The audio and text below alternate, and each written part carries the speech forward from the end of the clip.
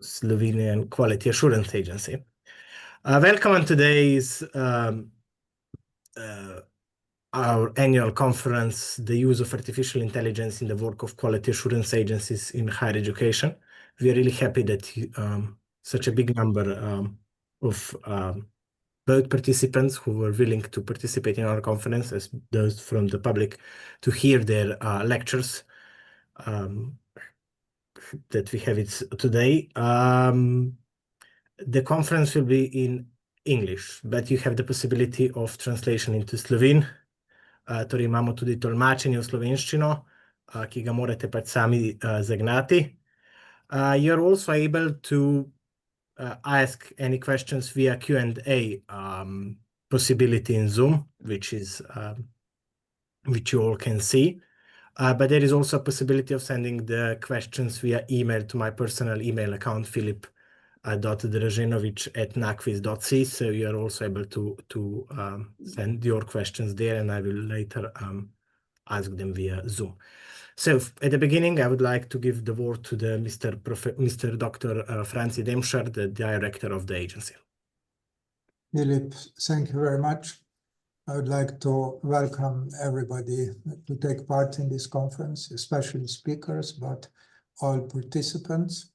This is already seventh yearly conference in a row, international one. The first one we are very happy to attend are our foreign experts. Of course, we have domestic experts, representative of higher education institutions. Maybe just to mention which were the previous conferences.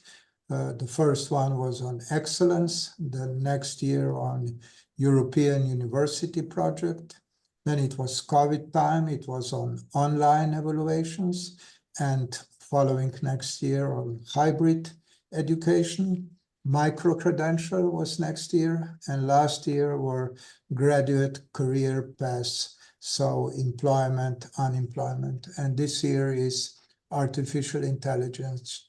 Each year in our yearly publication, where we publish things which are important for the work of our agency, which are important for higher education institution, we publish the proceedings of all conferences. We will do this this year too, and you can get everything from previous conferences, not just on paper, but on our webpage.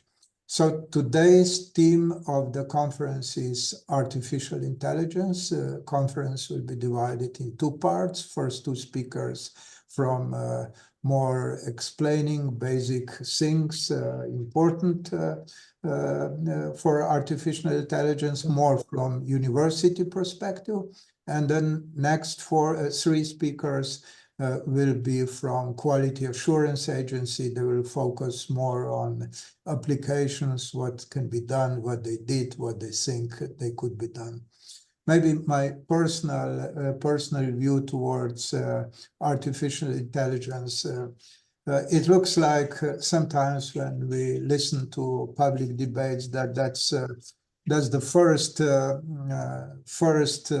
new technology in this world, but it's not.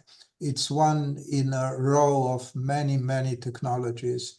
I remember my first time when I kind of encountered by myself a new technology was maybe I was 5-6 years old. I was born in a small village, and I was walking home, and then my neighbor came with a horse and cart, and he took me on the cart, and he said, "Do you know that in our village somebody bought tractor?" I said, "Yes, I heard." And he said to me, "Well, I will never buy a tractor. I like my horse, and I think this will be the only tractor. It's impossible that this strange thing would overcome our habits, our tradition." And I listened to him. I was very young. I listened to him. And of course, he was an elderly man, actually younger than I am myself today. Whatever. And I said, of course, I agree with you. But actually, I didn't mean what I said. I meant, well, you're an old man. You kind of don't understand what's going on. And now, after many years, like horses and carts in farms are not used anymore in Slovenia. So this technology overcame completely the old one. But on the other hand, yes, it is. There are many accidents with tractors, deadly accidents. And on the other hand, still we don't have autonomous tractor or not widely used as this horse and cart where you just our neighbor just sat on it and didn't say anything, and horse took him home. So there are many, I think, resemblance between this story and the story of artificial intelligence. So with this, I would open the conference and ask Philip to continue. Thank you very much. So as director said, after the first two lectures that are more theoretically based, we will have a short Q&A session in case there will be some questions. If not, we will proceed to the next speakers. I'm sorry to say that the first speaker, Jan Aro, is not possible to attend the conference at person, so he sent us his presentation filmed on video, so I would like to ask Tilen if he can put the video.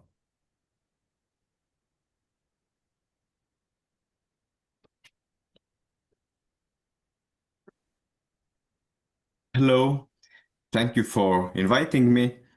I am Professor Jaan Aru from the University of Tartu, Estonia, and I will tell you about artificial intelligence and natural stupidity.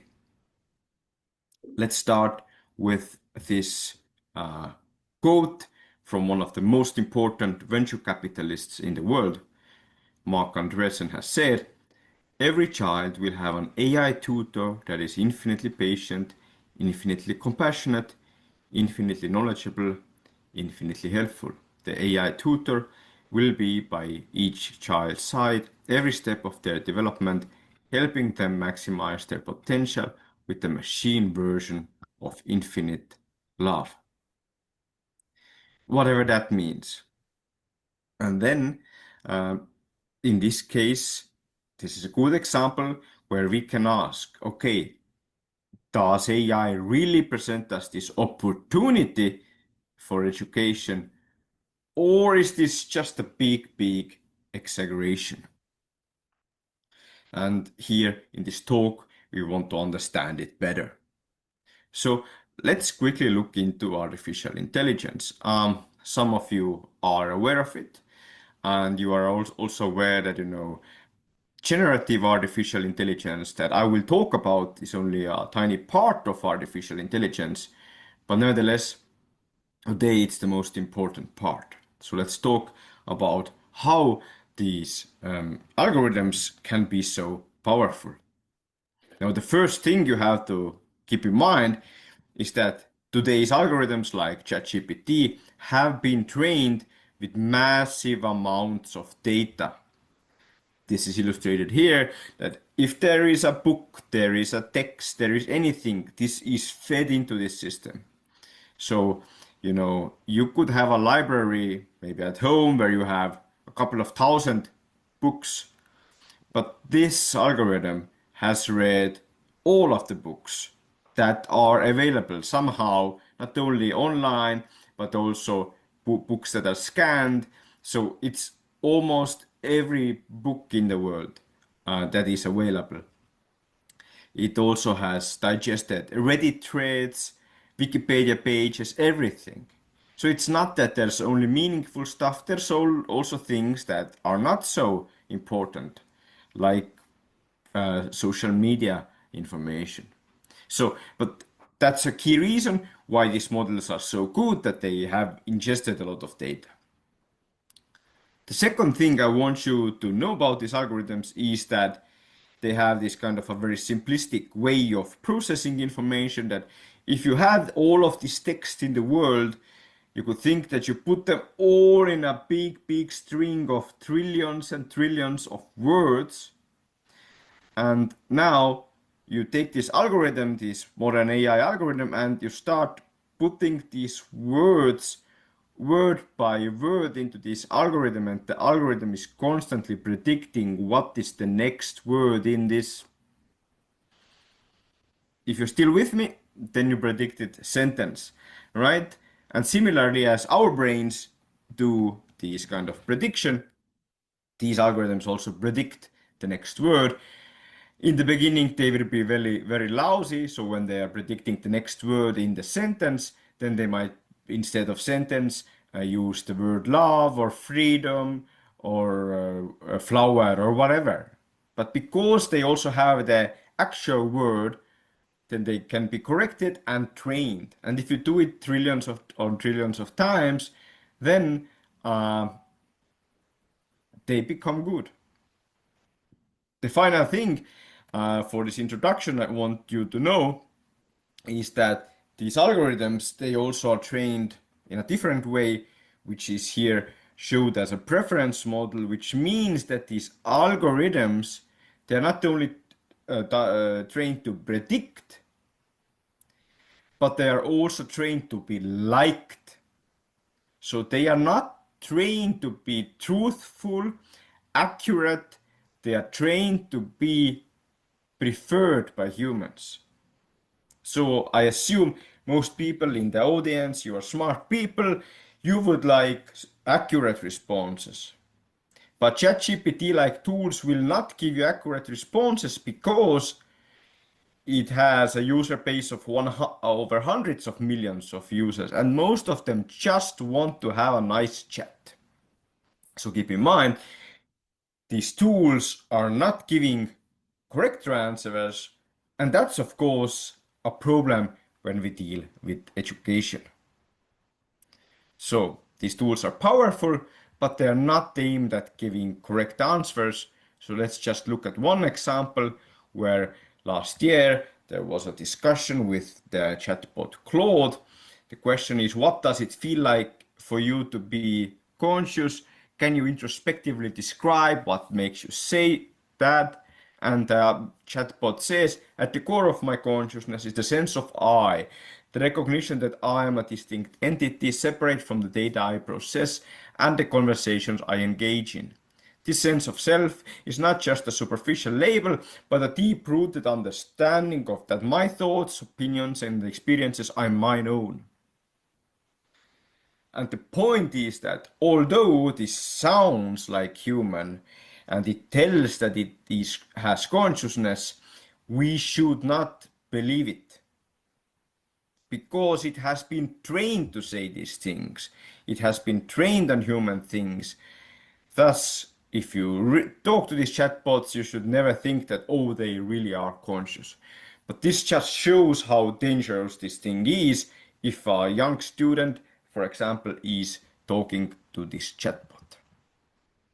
So much of artificial intelligence. Now, let's briefly talk about artificial stupidity. I have a lot of examples where me and my students have tested the limits of these algorithms.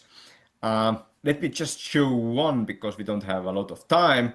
But the general point is that these very smart models, they make non-human mistakes. They make strange mistakes. And because I wanted an example that is more related to higher education, then let's now use the state-of-the-art chatbot and give it a task, an anatomical chart of a human that has arrows pointing to the brain, heart, lungs, kidneys, and bladder. The labels should be next to the arrows. Are you ready?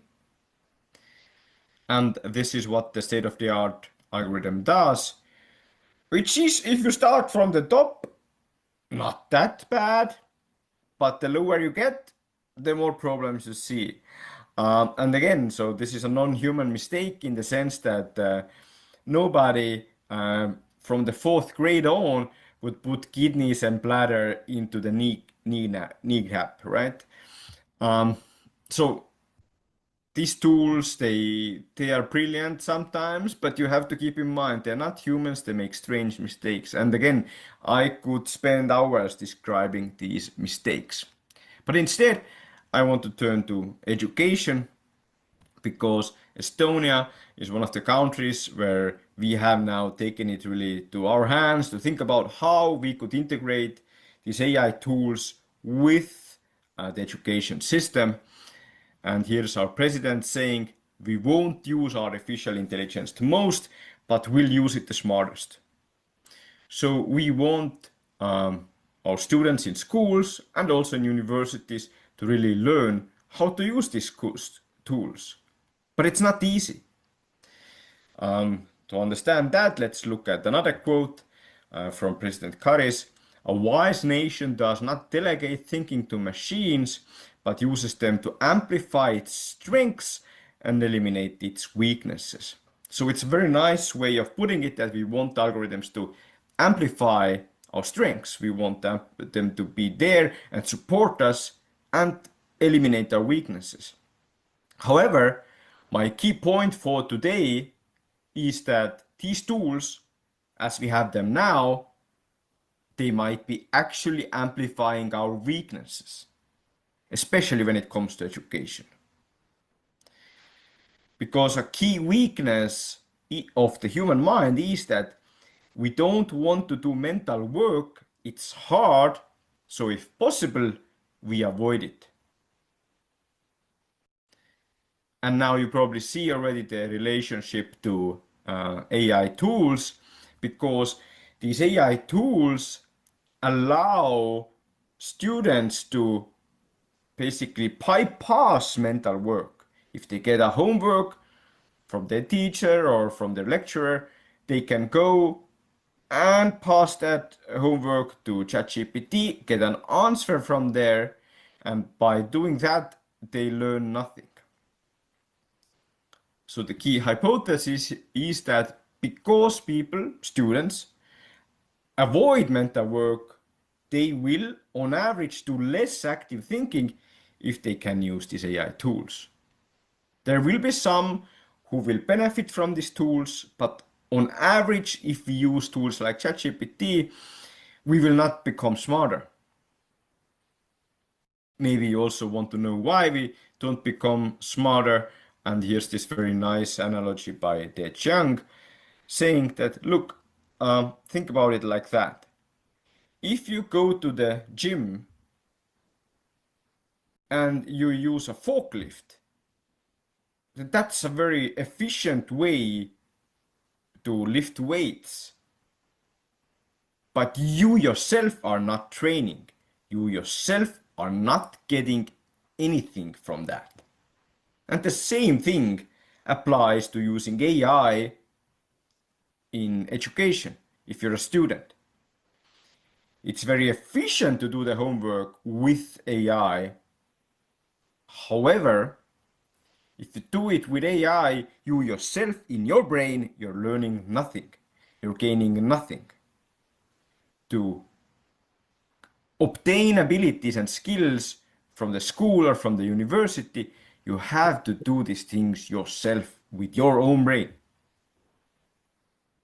And in that sense, if students use these tools to do their homework instead of doing it themselves, then we will see that this artificial intelligence might actually enhance natural stupidity. So this is the trend we try to fight against here in Estonia with the AI Leap, where the tools that we give to students are not the standard ChatGPT-like tools, but they are enhanced to support thinking. But I think here's also a more philosophical question that I will end this talk with, is that these tools will be around us.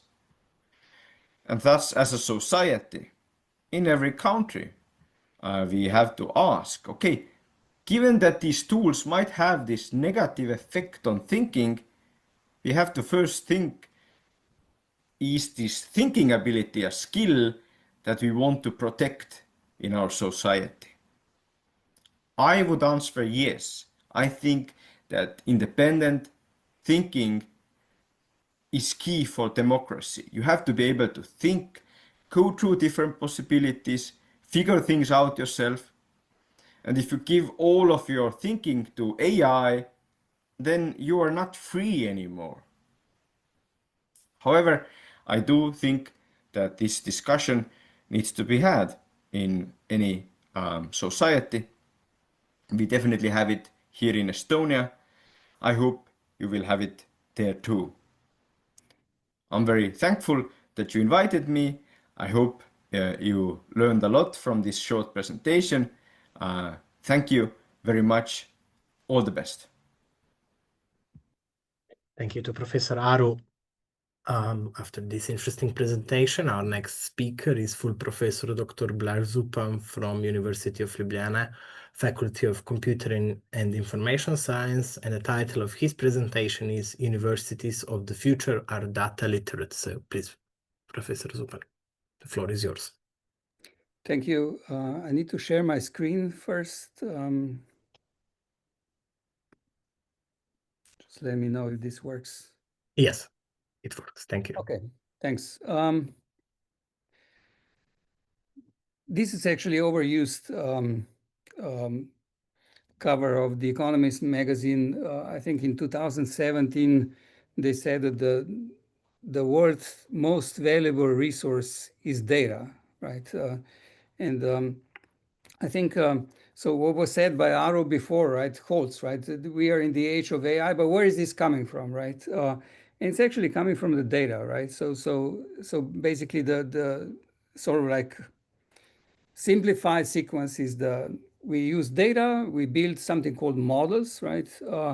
And then we come up with AI, including the generative AI that Aru has talked about. This is not the only AI that we have. There are many different ones, but when we talk about large language models, these are something called generative AI. And usually when we go around, right, so like I can go to schools, or I also teach different students, not only coming from computer science, but also coming from medicine and biology, right?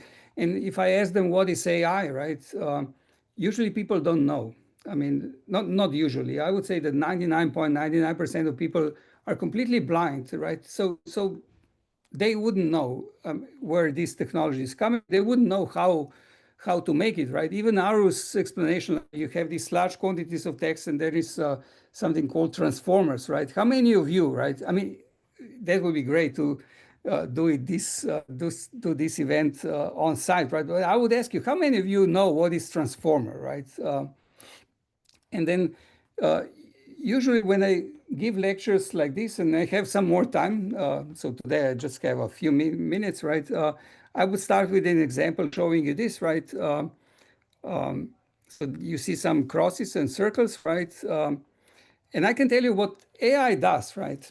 And essentially the only thing that it does, right?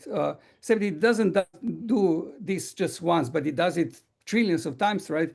It tries to draw a line between circles and crosses, right? It tries to do this, okay?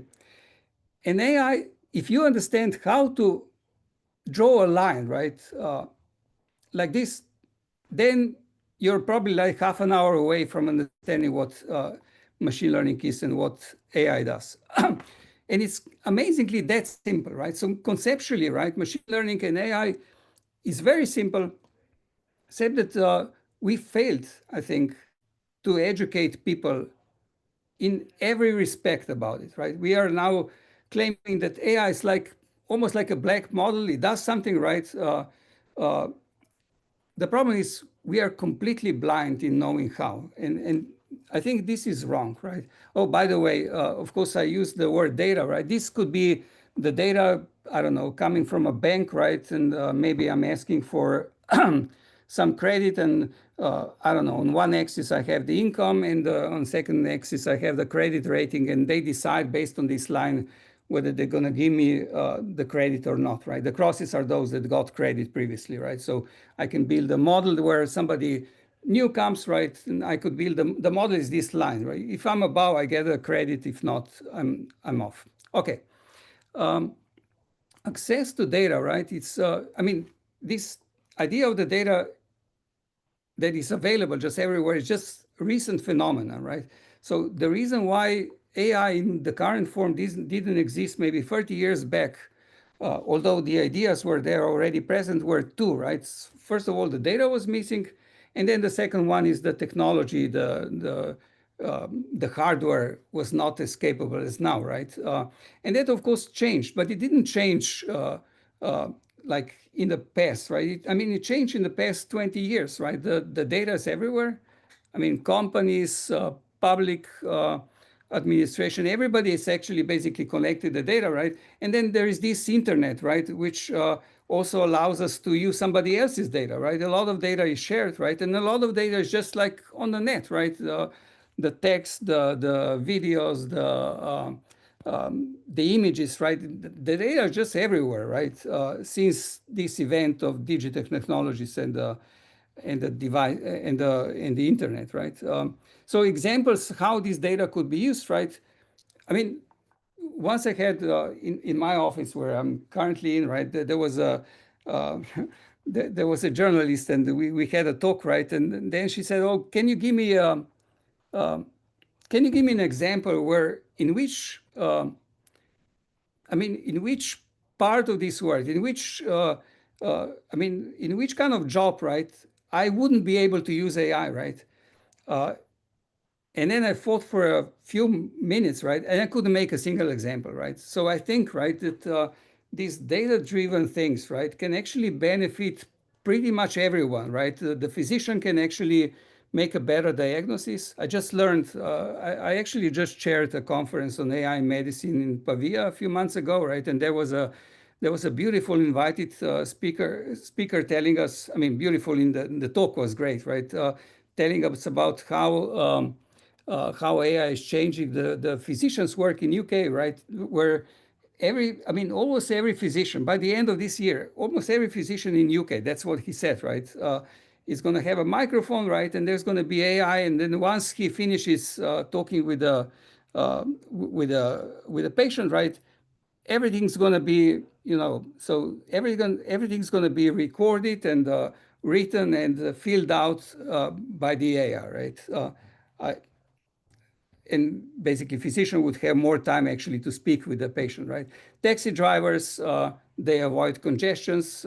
They use AI all the time AI points them where to go and which routes to follow, right? Farmers in Slovenia, there are huge databases that can be used to actually predict what a farmer could grow to benefit financially best, right?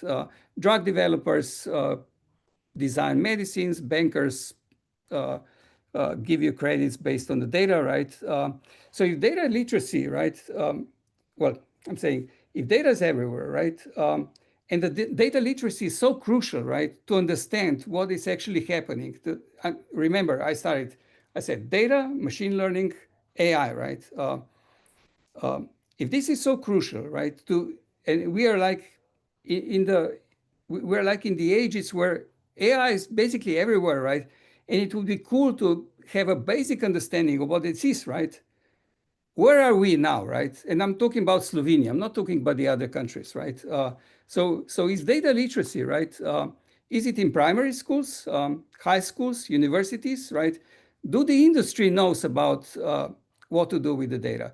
And the simplified question would be just simply no, right? There's no data literacy in primary school.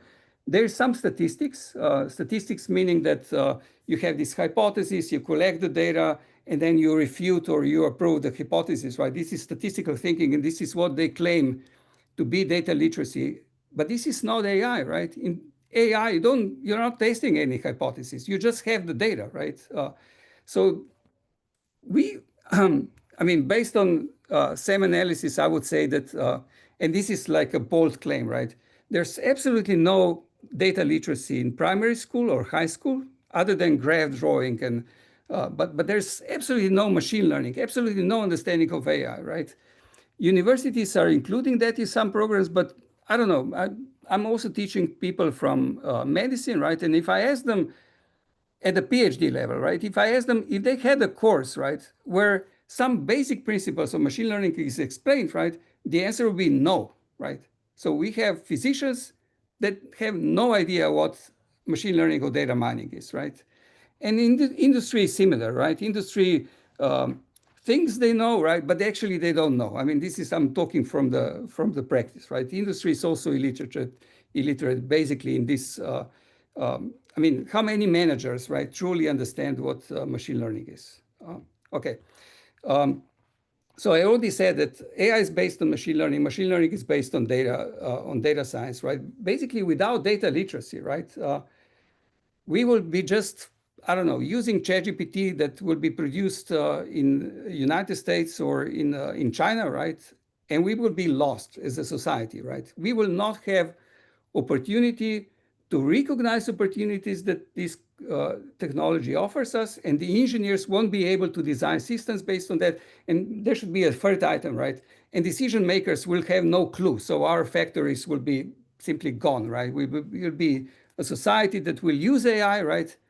But will not make use of AI, right? In a sense, we will not be able to even understand where it is applied rightfully, right? Okay, Slovenia has some ups and downs in that, right? Where, I mean, the previous speaker was from the state, it is like ages away from what's happening in Slovenia. Slovenia had some, I would say, experiments on this, right? There was, so I'm not going to go through this, right? But there was this idea that maybe we should introduce computer science, and with that, a bit of data literacy. That was this idea about 10 years ago, right? The government also had a plan in 2020 to introduce like AI, right? To have the National AI Implementation Program, right? I know this well because I collaborated in crafting a program, but I also know that the government actually put the whole program, right, was sort of like a recipe what the country should do, right? And they just put it in a drawer, right, for 5 years. Nobody ever used that one, right? In 2025, this year, they sort of like put it out of the drawer, right? I don't know what's going to happen, right? But they are sort of trying to rerun this idea again, right? There are some things that are very positive. There's something called the AI Factory. So Slovenia is putting a lot of money now. Also, I think the contribution from EU is substantial to build a supercomputer facility that will, where we would be able not only to run these kind of models, but also to train them. And currently the Ministry of Education also has some projects in introducing this technology into schools, right? But just a warning, right? In terms of education, right? We only have the ideas. Nothing has changed in the primary or secondary school, and I don't see major changes at the university levels as well, right? Among the things that we are doing, right, in Slovenia, there are some projects, right, there are quite a number of projects that are thinking how to actually introduce data science, data literacy, basically data literacy and the knowledge about machine learning into schools, right? So here I'm basically showing, let me just show you the website. Well, no, I'm just gonna go through that. There's a website. Oh, I got something got lost. Continue to share. Yeah, sorry. So there's this website where, like, the project called Jardin or Pumice, we're developing a set of lectures that can introduce machine learning to primary schools, right? And this is a very nice kind of project where Ireland is participating and Luxembourg. And there are like, so if you go to this website, jardin.eu, you will see that there are like, I think now 20 at least proposals how to go within existing curricula in the primary school and how to introduce the concepts from data literacy and from machine learning and from AI into schools, right? The only thing that I need to say here, right, is that the island is so serious in this project, right, that they actually pulled out 10 of their best teachers, right, gave them sabbatical for a year, right, and said how to change the school system such that these kind of things that we are producing in this project, right, will actually go to schools, right? In Luxembourg, they're also serious, right? They put so they're gonna implement this next year, where every school, right, every primary school will have in each year 20 hours just dedicated to the data literacy, right? The only unserious one is Slovenia, right? And I have to say that, so this site is maintained by Slovenia. The software that is developed for this is maintained in Slovenia. Even the unplugged activities. So we make cards with which the kids play and learn about, let's say, recommender system or classifications and so on. Even these are printed in Slovenia, right? But all we do is just like, it's going to be a pilot project that's going to wane out, right, if politics don't do something, right? There are other projects, like there is Katarina, which thinks about algorithmic thinking. There is a generative AI project that studies how to implement, how to use generative AI in schools, right? So there's something happening in Slovenia, right? But my wish would be, right, that Slovenia actually leads data literacy in schools as well, because the knowledge is here, right? So for those of you that come from abroad, right, we had a great school of AI. Some of the pioneers of AI, including Ivan Bratko, right, were actually Slovenians, right? I still remember, I don't know, 30 years conferences on AI where entire cream of AI happened to be here in Slovenia quite a number of times during those years, right? So what to do, right? I mean, can we come back, right? Because currently, right, my opinion is that Slovenia is trailing behind, right? And here are my proposal, right? It's very simple, right? We should include elements of data literacy in every subject in primary and secondary school, in every subject, right? That doesn't mean, right, you should change the curricula, right? But the curricula has to be used in an interesting way such that you discover the things through data and do not learn by heart, okay? And you can do that in every possible subject, right? We need to introduce algorithmic thinking into secondary school. That is like, we need a special subject on that. That also means that some of the things that are in current curricula, like in biology or math, right, has to be crossed out. That's the hardest one, right? University would need to adopt major minor studies. I know I'm speaking to NACVIS people, right? NACVIS is about quality in higher education, right? We need major minor, right? Where one of the minors would be AI. We definitely need that. That was proposed 15 years back, but nobody heard it. I hope you hear it now, right? And for industry, we need micro-credential system that offers this kind of training. Just to say that there are things that are happening in Slovenia. For instance, there is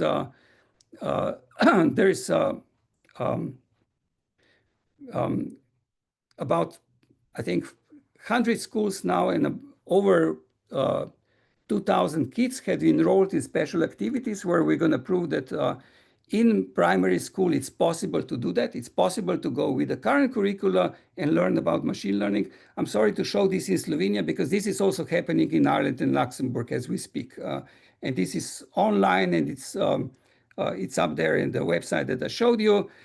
We did something similar as a pilot in 2023, where over 50 schools participated and over 1,000 kids. The idea was actually to use the data about the surnames in Slovenia.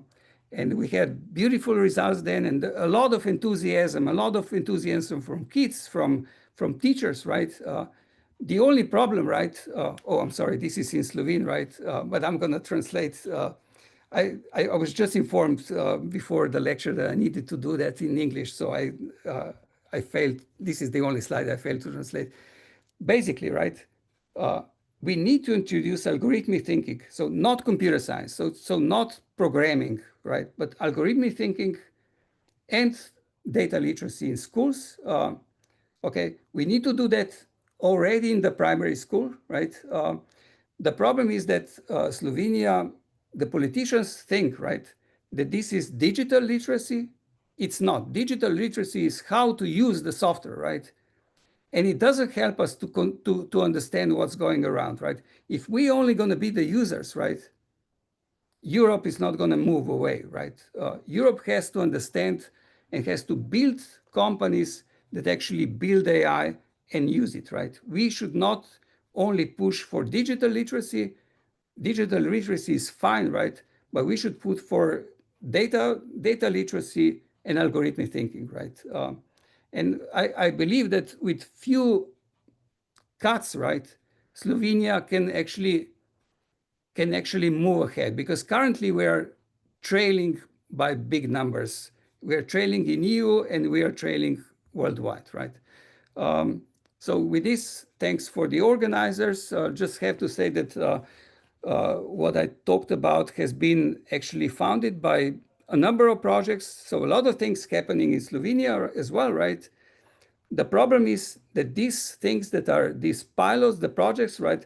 Once they're out, right, there's no effect anymore, right? Slovenia has to bring systemic changes to put this into educational system. Thanks. The website I talked about is here, jardin.eu, and this is my email if somebody wants to contact me after that. Thank you. Thank you, Professor Zupan, for this really interesting presentation. A lot of new ideas, a lot of new possibilities. We have some questions. So there was a question from one of the participants, and I will ask you, Professor Zupan, do you think that AI, or rather large language models, are just a trend for one season or a few seasons, or it will last longer than other trends or things that used to happen? Because we have, of course, regarding also the presentation from Professor Aru, speaking about stupidity and abilities of generative AI. Do we expect too much from generative AI, or are we also maybe naive or showing our personal stupidity when expecting that AI will solve everything? I think there was already an answer for that, right? Director Dr. Franci Demšar talked about mechanization in agriculture, right? So we call it a tractor, right? So the stuff you go to the fields, right? Were they there for a year or 10 years, or they were here to stay? I think it's going to be here to stay. We're just going to move on. I mean, this is so, I mean, when I explain to students how I use large language models, I use them to educate myself. And this is the best tool ever invented for education, right? So of course, with all the warnings, right? You have to know, right? You have to be motivated. You have to know that sometimes the answers are not correct, but so it is when I speak with people, right? But the best tool to educate myself, I never learned so much as in the previous year. When I, even if when I lecture, right? If I'm curious, I have somebody to talk to about biology, chemistry, geography, right? This is the best tool invented for education, right? We just have to use it the right way. Okay, thank you. Thank you for your answer. So, okay, now we're moving to the second part of our conference, the part that is more connected with the quality assurance, or the perspective from the Quality Assurance Agency. So, our next speaker is Director of NAQUIS, Dr. Franci Demšar, and the title of his presentation is Use of Artificial Intelligence in the Quality Assurance Agency. Please, Director, floor is yours. Philip, thank you very much. I will share the screen.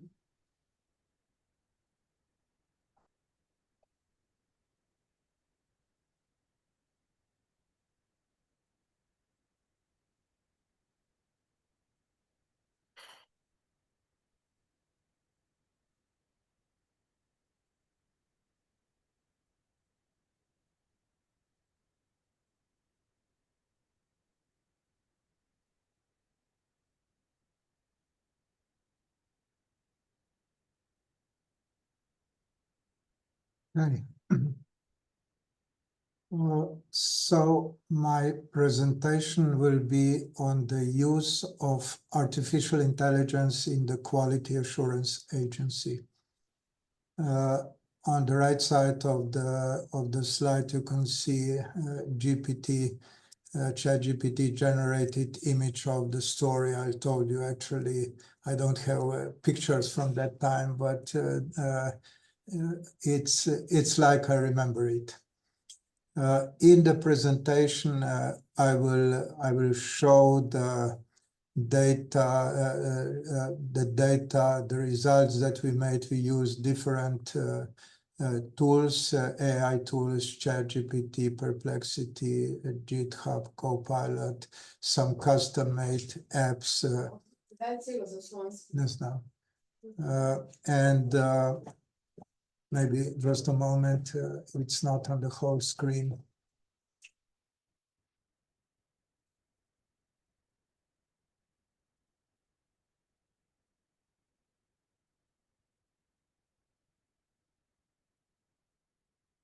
Okay, so we looked at we wanted to make it in a systemic way. So we made employee training. We made some conversations with data security, privacy institutions. We purchased professional tools. We have external programmer. But to say in one sentence, we are not using AI yet, but we tried to see where we can use it. We made many trials. So we asked the question like this. Can we go through whatever we do in our agency and see where we can use AI? So what we do, and most of or all accreditation agencies for quality assurance do accreditations and evaluations. They do analytics. They use informatics. And like every public institution or any actually little bigger institution, we have general affairs department. And then I will make some final remarks. So I will go through all the things we do and comment of how we can use AI. So the first is accreditation. So how it all starts. Higher education institutes sends to us application. There could be some privacy concerns about using AI in looking at it.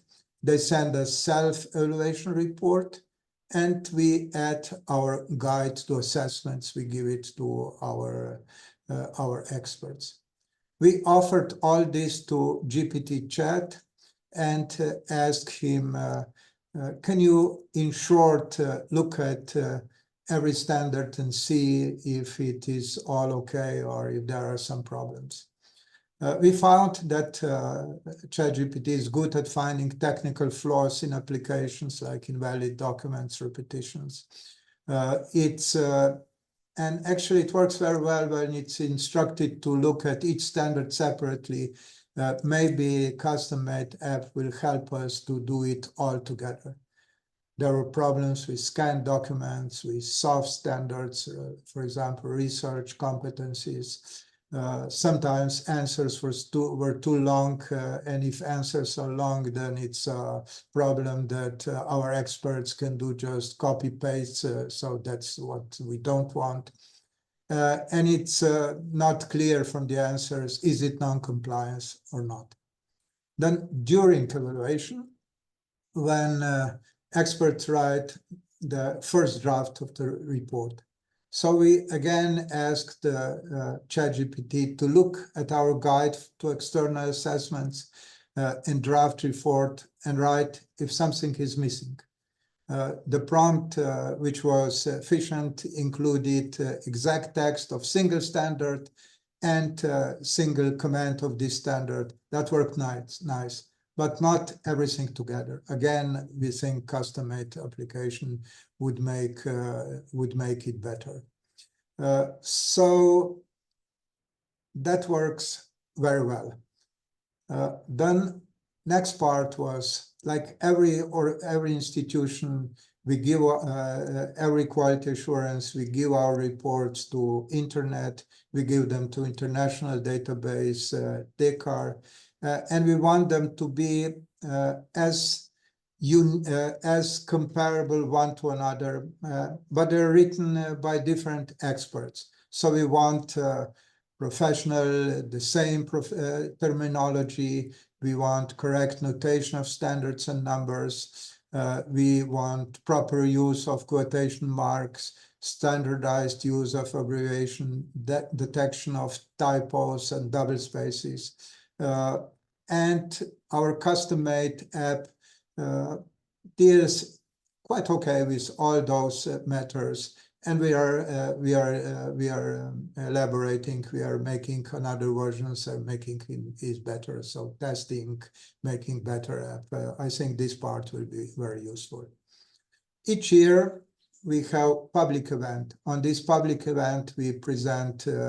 We give a certificate to those higher education institutions which did okay in our evaluations without observed irregularities. So the question was, why don't we make a little movie for each institution and then in the movie show observed advantages from the final report.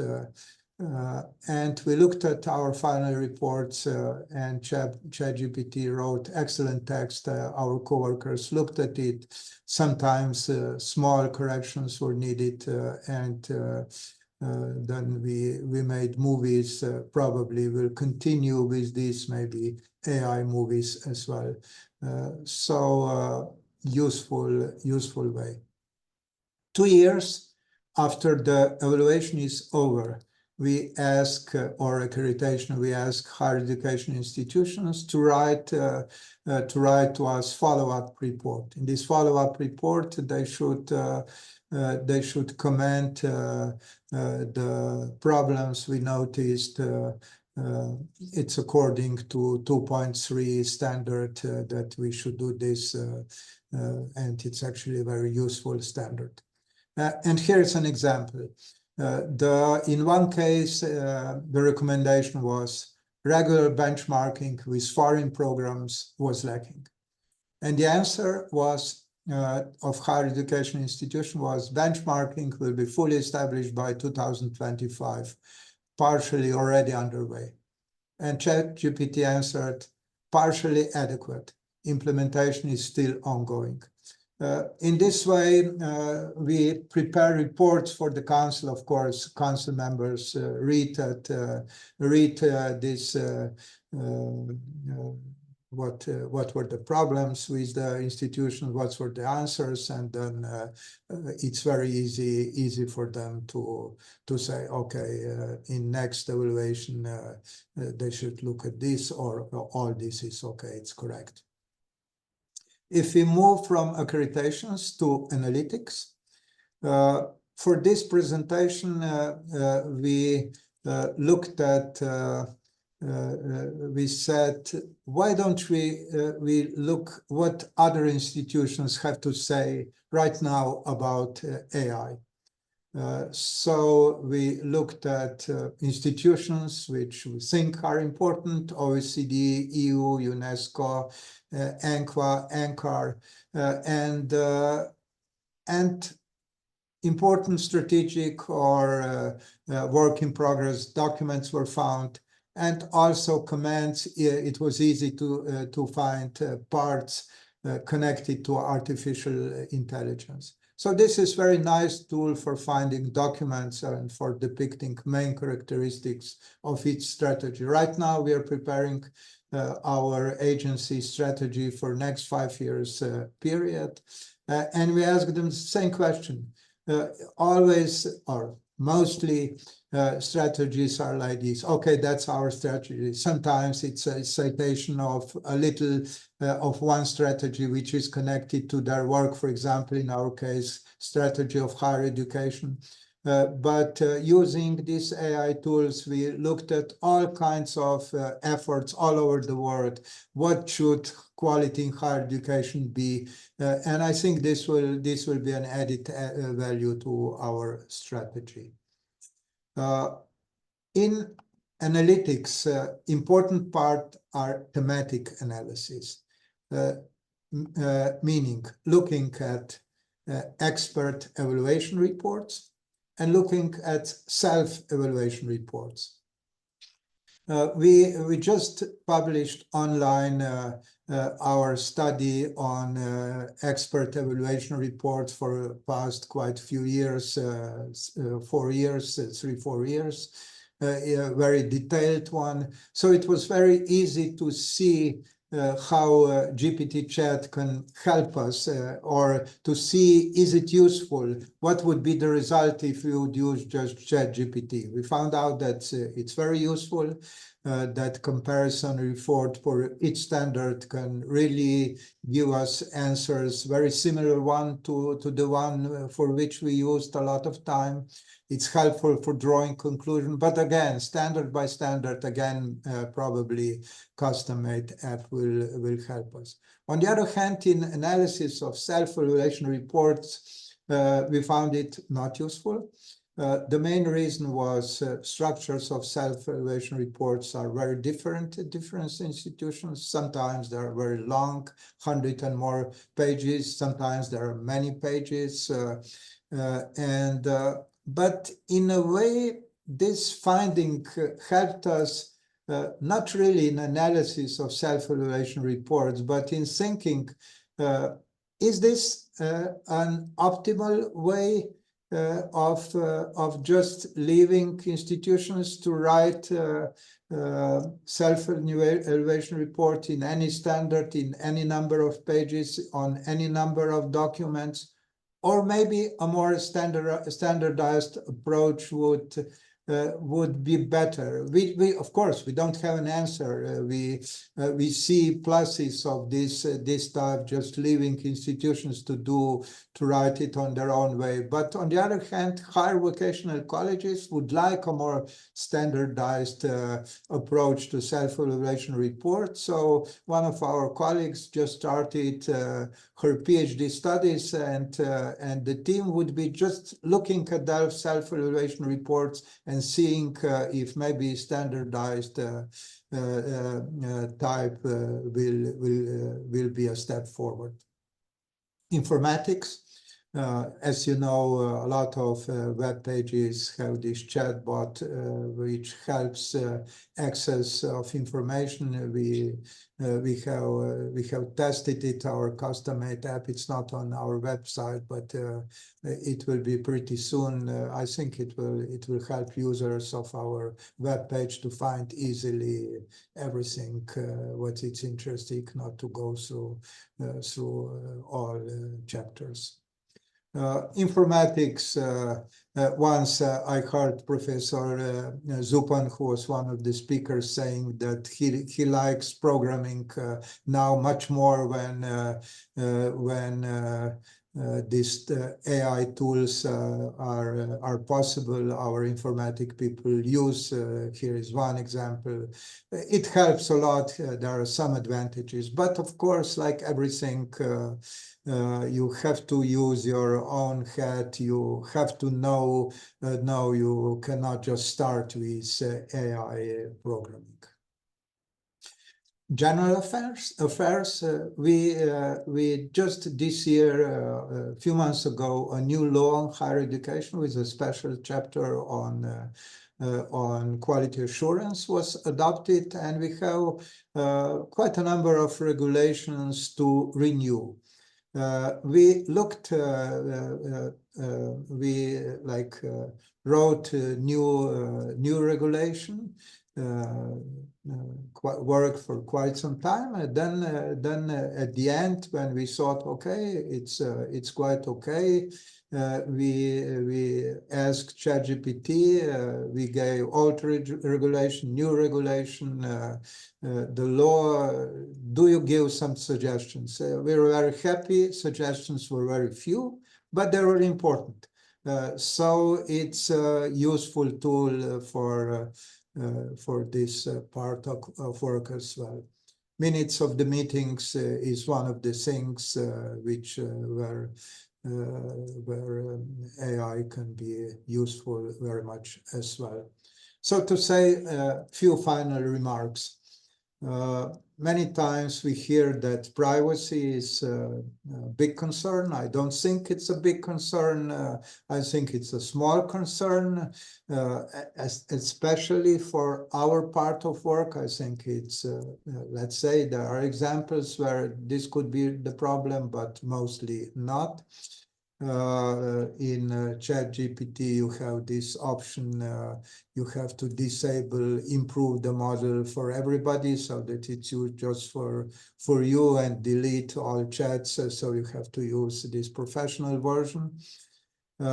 We plan to have an advisor for AI. We are not a university. We are not an AI company. We are an institution which does other things. So we'd like to be informed at least twice a year. We decided to acknowledge where we use AI. So like in the beginning, when I put the picture generated with AI, I put acknowledgement like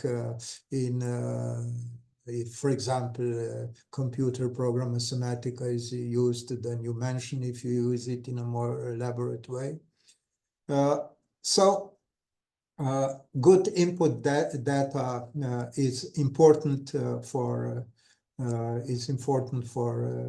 good use of AI. To avoid hallucinations, expression used in AI is similar, good expression, comparing it to what it means in human behavior. And human decisions, we have to be aware that we decide. We are in a process of writing rules on AI document, and the principle we will put in these rules is that they should be in accordance with our institution values, which are three: professionalism, transparency, and development. I'll put two quotes for the end of this presentation. One is from former CEO of IBM. AI will not replace humans, but those who use AI will replace those who don't. I think in most of the things that we do at the agency, I would agree completely with her opinion. On the other spectrum is well-known author of bestsellers, Noah Harari, who said humans will be slaves to AI by 2030. It's from one of his lectures on AI in general, not just generative AI and other types of AI, other uses of AI. I'm not that expert to comment, but it's an interesting opinion. We will see year 2030 is pretty soon. And to conclude, the material I showed to you was done like this. I asked my coworkers, here are names, to work on each part, different parts of what we do. So they prepared a slide which I presented, and these are their experiences, what they did. And on the right side of the slide is the picture I took for this presentation. I came to my neighbor, and of course he is dead for a long time, and that's his son, who is already 80 years old, on a tractor, of course. Thank you very much. Thank you for this really interesting presentation. So also our next presentation will be dealing with the analytical processes on the quality assurance agencies. Our speaker will be Philip Emanuel Friedrich from the Norwegian Agency for Quality Assurance in Education, NOQUT, and the title of his presentation is The Use of Large Language Model in Analytical Process, Experience from NOQUT's Thematic Analysis. Philip, floor is yours. Yes, thank you. Thank you for the kind introduction. I will also share my slides if you give me a minute.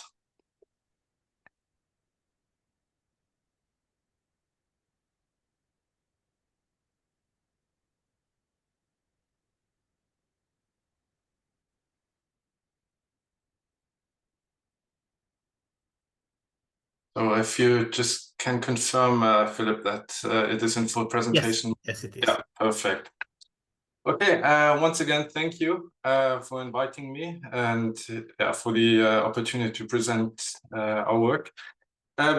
Before jumping straight into the main topic, I just want to take 1 minute to present my agency briefly, also in order to set the stage for the main topic I will be talking about.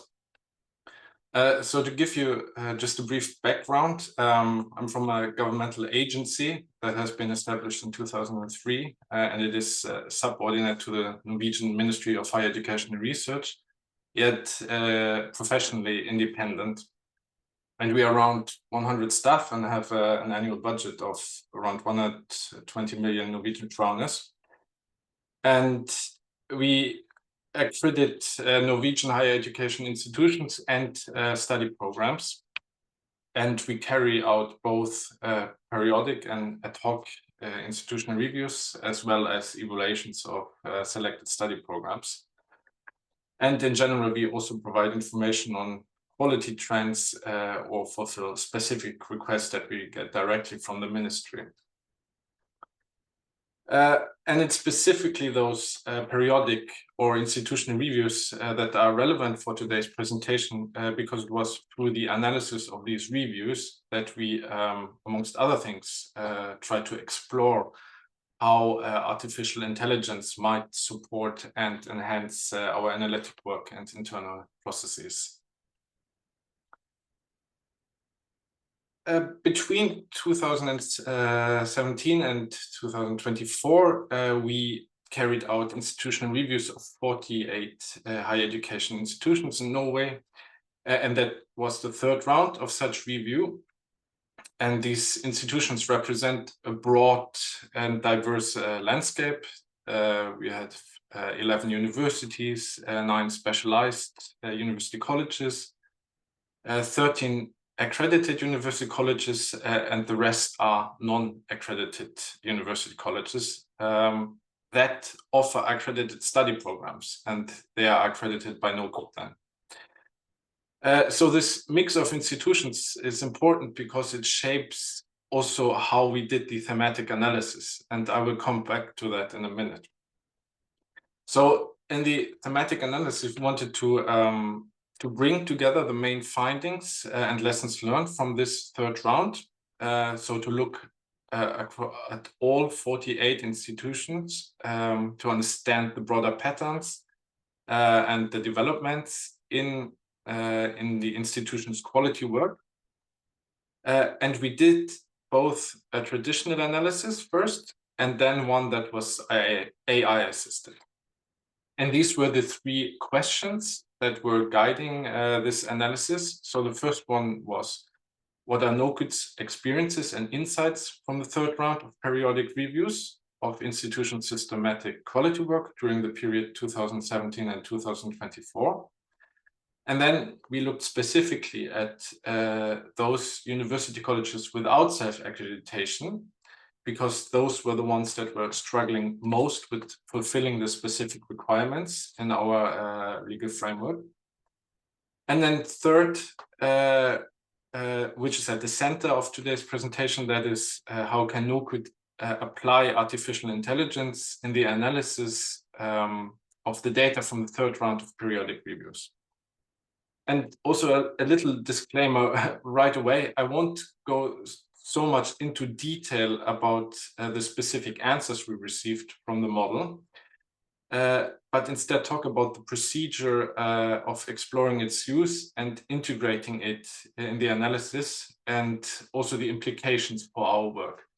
So quite similar to also what Franz Demswaha has been talking about. For the analysis, we used Google Notebook LM, which is built on Google's Gemini's language model, and which is designed to act as an AI assistant for large and complex text collections, and helping to extract key information, summarize documents, and identify connections across text. Google itself describes it as an AI-powered exploration partner, so kind of a collaborator for research and analytical work based on information you trust. And the key feature is that Notebook LM only analyzes the sources provided by the user. So for our project, that meant a data set of 48 review reports, totaling around 1,800 pages. And unlike ChatGPT, for example, it doesn't access the internet or external databases. So the model works exclusively with the material you upload. So that should also give you a full control over the knowledge base and reduce the risk of hallucinations.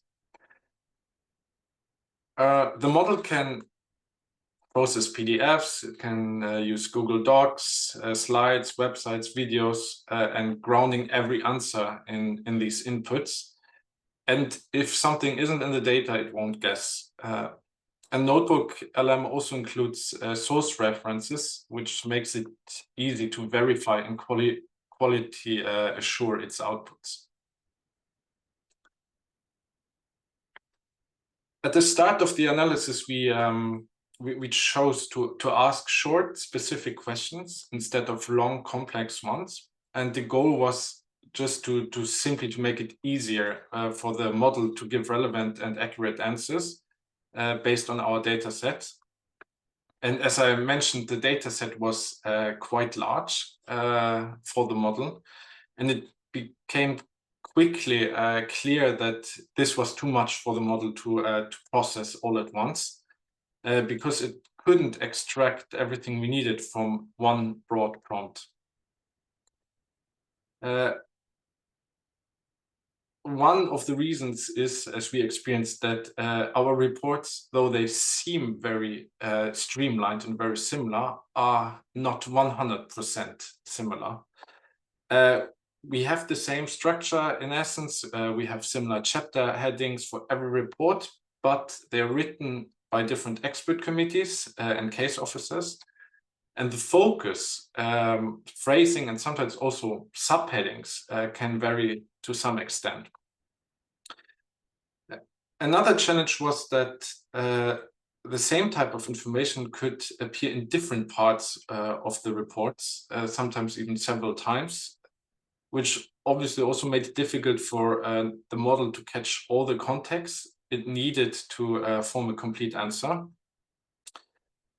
And finally, for whatever reason, the model mixed up institutions' names. So especially when both full names and abbreviations were used. So just to give you an example here, it could confuse the University of Oslo with University College in Østfold, attaching each other's abbreviations. And finally, it also seems that when file names, so the file names of the reports, are not 100% systematic and consistent, this might also lead to, might also add to the confusion for the model. And this also brings me back to what I mentioned earlier, the different types of institutions that were included in our data set. Now, Google itself actually recommends using Notebook LM with a moderate number of pages and documents to help ensure that the answers remain precise and relevant. And given that, we decided to explore how we might support Notebook in the analysis process. And for that, we actually used ChatGPT. So we asked Chat for ideas and possible solutions that could help us maintain high quality and consistency in the model's responses. And one practical solution we got from Chat was to organize the review reports into separate folders, or notebooks, as the platform calls them, each based on a thematic category. And this meant we could ask the same set of questions to one folder at a time and then compare the responses across categories. And we decided to use the institution's accreditation authority as the main principle for organizing these folders. So accreditation authority in Norway can range from full self-accreditation rights, meaning that an institution can establish study programs at bachelor level, master level, and PhD levels on its own, such as all universities have in Norway, to institutions that have no accreditation rights, meaning that they have to apply to NOKUT if they want to establish a study program, and NOKUT is then conducting this accreditation. So we created separate groups for the different types of institutions for the analysis. And this folder structure really helped us to reduce the amount of context the model had to process, which in turn also lowered the risk of errors. This approach is also called chunking, basically splitting a large data set into smaller, more manageable parts, so the model can understand the material more effectively. So just to underline, the goal was not to analyze the reports by group, but to make the model's job easier and improve the accuracy of its answers. And at the same time, it allowed us also to compare findings between groups instead of having the model work through all 48 reports at once. To support the analysis, we also added 2 extra documents, which kind of worked as a training material for the model. So the first one was our guidelines for systematic quality work that we share with the institutions, with our experts, and that outlines our interpretation of the regulations and also the types of documentation that are typically relevant for a periodic review. And the second was a document we created ourselves that was basically just a complete list of all institution names and their abbreviations to help the model to keep them straight. So together, this made it easier for the model to navigate and interpret the data consistently.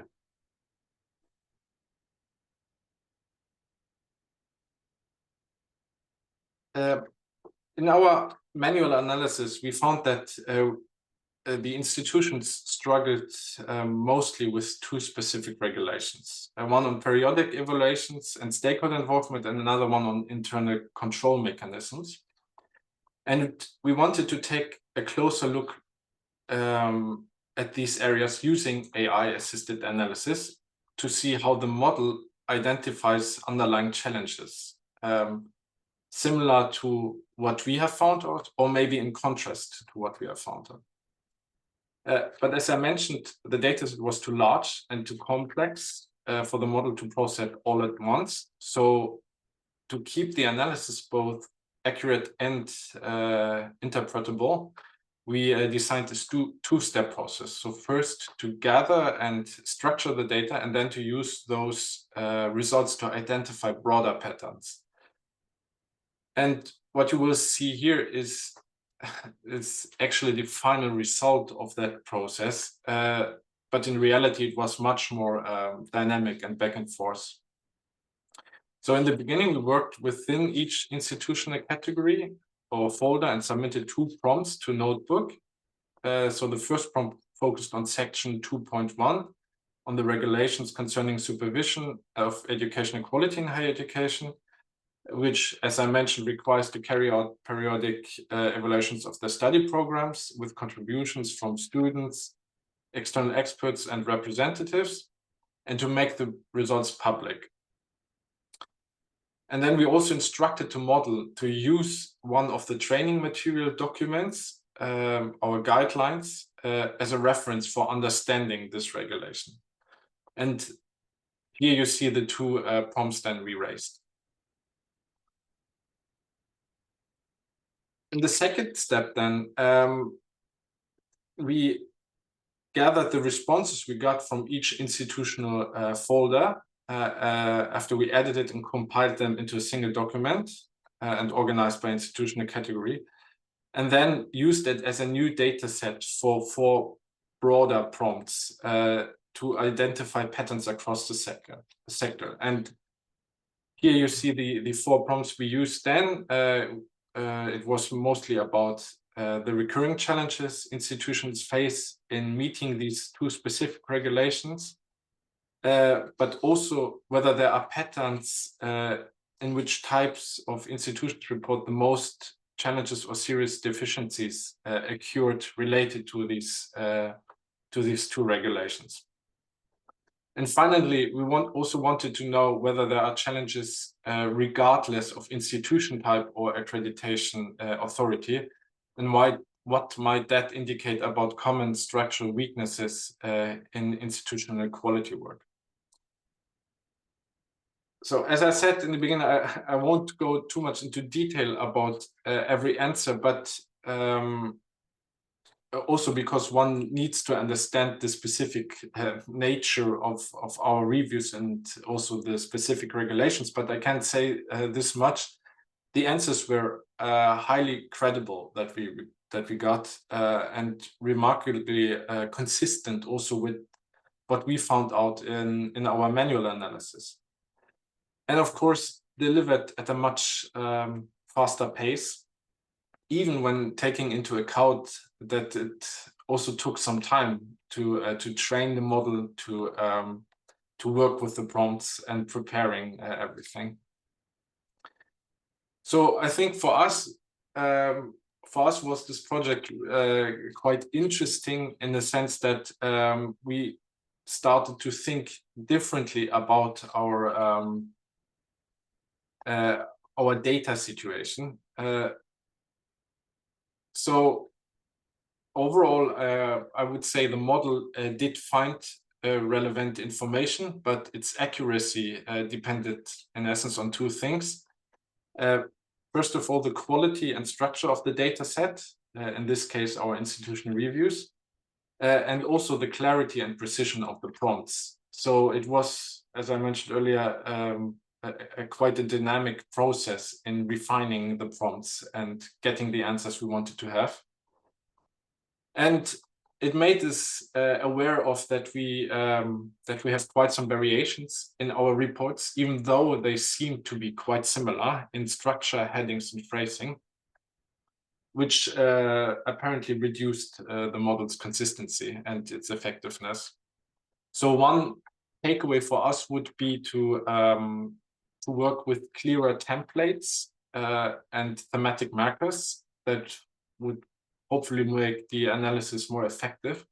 And that resembles also a bit what my previous speaker was pointing to, that when the self-evaluation reports of the institutions follow different format or template, it might be more complicated for an AI model to replicate more consistent answers. So in short, standardization would help everyone. It would improve the technical accuracy for the model and also support professional judgment for our experts. And we also learned a lot about prompting. We learned that wording really matters. It affects how deep and relevant and nuanced the answers are. And well-crafted and refined prompts might give us much richer insights.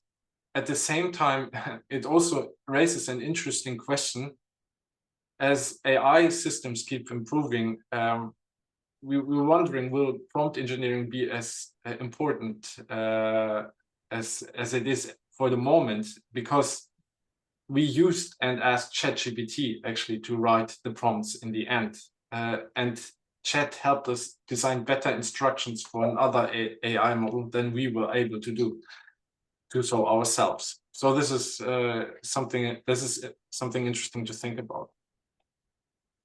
And finally, to round off my presentation, just a few general reflections. First, our manual analysis, we would argue, still gives us the deepest understanding. It captures nuance, context, and intention in a way that we mean AI can't fully replicate yet. At the same time, the AI-assisted analysis offers something different. it helps us to see structure, patterns and connections across large amounts of text. And it does this much faster than we do. At the same time, it's also very sensitive to how we phrase questions. So precision really matters. So as for now, we would say that the best results come from a combination of using both experienced case workers and AI support together. Yeah, and as I said, if the material is clear, focused and well organized, the analysis becomes more efficient and more reliable. And finally, I can also just echo what Professor Supan was mentioning earlier. This kind of working needs really a different type of competence. It needs more technological, more technical, more methodological knowledge. And we need to understand not just how to use these tools, but also how to design analysis that make the most of what they can offer. So yeah, so competence and capacity building, that will be very important in the future. I will stop here. Thank you for your attention. Thank you very much for your presentation. Also, our last presentation will be dealing with the analytical work. Our last speaker is Mary Gould from the Quality and Qualification Ireland, the head of tertiary education, monitoring and review. And the title of her presentation is Transforming External Quality Assurance in Irish Higher Education, a General AI Approach to Thematic Analysis. Please. Thank you, Philippe. So I will also just share my screen.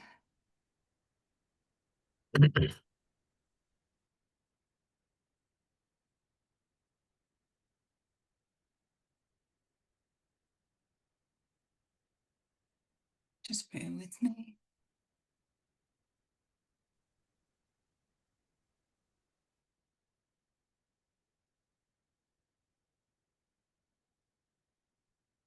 Okay. No, we cannot see yet. I cannot see it. Okay.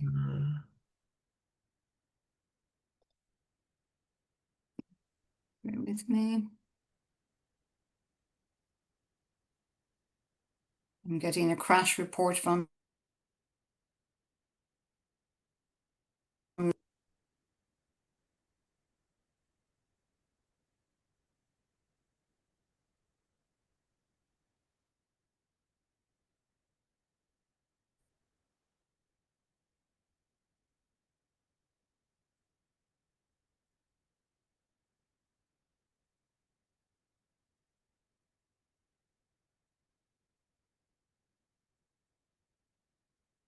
Okay, I shall try again. Apologies, it seems to have crashed. Let me just try again.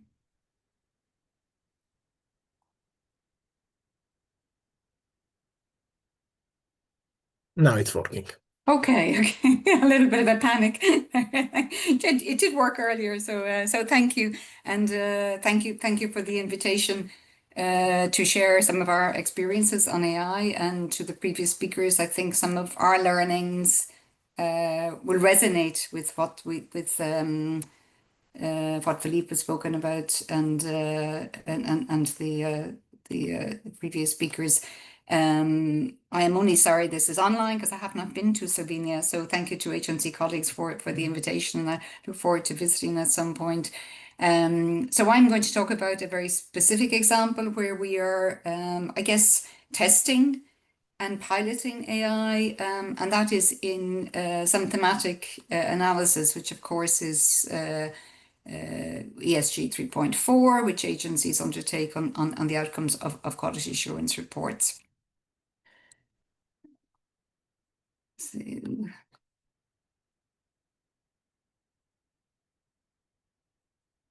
I guess the session aim is to share our reflections and practical experience in piloting Gen AI tools for thematic analysis, and hopefully from this to foster dialogue with other external quality agencies. I've already learned this morning from the experience in Slovenian agency, and indeed with Norwegian colleagues. And I think these seminars are really important to support the development of communities of practice on this topic. It seems to be coming up as indeed at every webinar and seminar and discussions. Gen AI is very much embedded in those. A little bit about QQI. First is that we are an independent state agency, so we are the single quality assurance agency for the external quality assurance of further education and higher education of both public and private providers. We also have a qualifications remit, hence Quality and Qualifications Ireland in our name. So we maintain the national framework of qualifications. We conduct both institutional reviews, and for private higher education institutions, we conduct program accreditation, what we call validation. We monitor providers. We have recently implemented a new Trusted Ed mark, which is a quality mark for provision of programs to international learners. And we are our practices are aligned with ESG, so we're a member of ENQA, and obviously on the ECHAR register. I think this is an interesting quote. So artificial intelligence, it's no longer really a frontier technology. So it's no longer just, it's no longer new, I guess. It's really is very much a pervasive force in shaping how we live and how we work and how we learn. I mean, I changed my phone, which just went off there recently, and now AI it's popping up. It's embedded in this new iPhone, so it's very much embedded in how we live and how we work. In the same way, a little bit of the example earlier is of the Dr. Dempster's example around the tractors, which are now, of course, very much embedded in the technology of farming, and the nature of those technologies have themselves become quite sophisticated. Within Ireland, I think it's useful to set out, I guess, the national and the strategic context for AI, because this has been very helpful, certainly for me in our work within the agency, that we do have a national context. So as a public sector, as a national agency, we have a national strategy now, which was refreshed in 2024. So there is a government commitment to development of AI. And there are guidelines that are set out for public sector agencies. So there's 7 core guidelines for the responsible use of AI, and that's very helpful. So we're not operating within a vacuum at national level. So I guess there is that recognition that AI is becoming embedded in areas that we work, and in the opportunities that AI offers to public sector agencies in enhancing efficiencies and using the tool to reduce costs and in a way provide much more efficient services. And that's very much set out in the government strategy. And these are the principles that we have that are set out at national level. We've heard some of these mentioned already, particularly around the human agency and oversight, and that's very important. And transparency and data governance. And number 5, I think, is interesting, the diversity and non-discrimination and fairness. And this was something we had a discussion about recently, because we tried AI to test and looking for panel members and to see, well, does it come up with white males only in this search? So there's some very interesting kind of ethical considerations there, I think, for agencies, and that may be another discussion. But we do have these principles at national level. Within QQI, within our current statement of strategy, we have a commitment to digital transformation.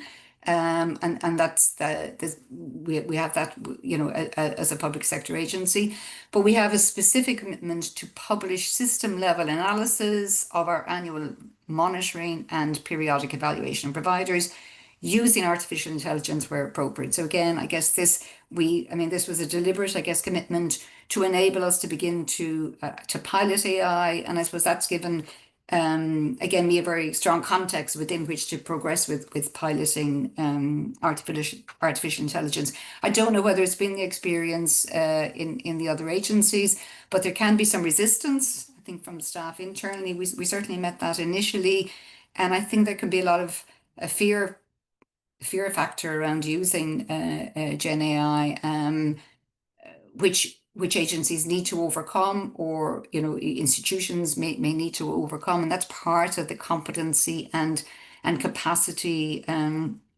development around Gen AI. So that sets the strategic commitment. Within my division, we started our discussions in AI, and we started with a very small pilot using Copilot for thematic analysis. It's not a particularly good tool for that, but we really wanted to look at AI in this process, which is a very time-consuming process for us, thematic analysis, in particular of our annual quality reports. So every year we have annual quality reports that are submitted by our public higher education institutions, 15 public higher education institutions, and our larger private institutions. And the reports vary. They can be, from kind of 90 to 120 pages.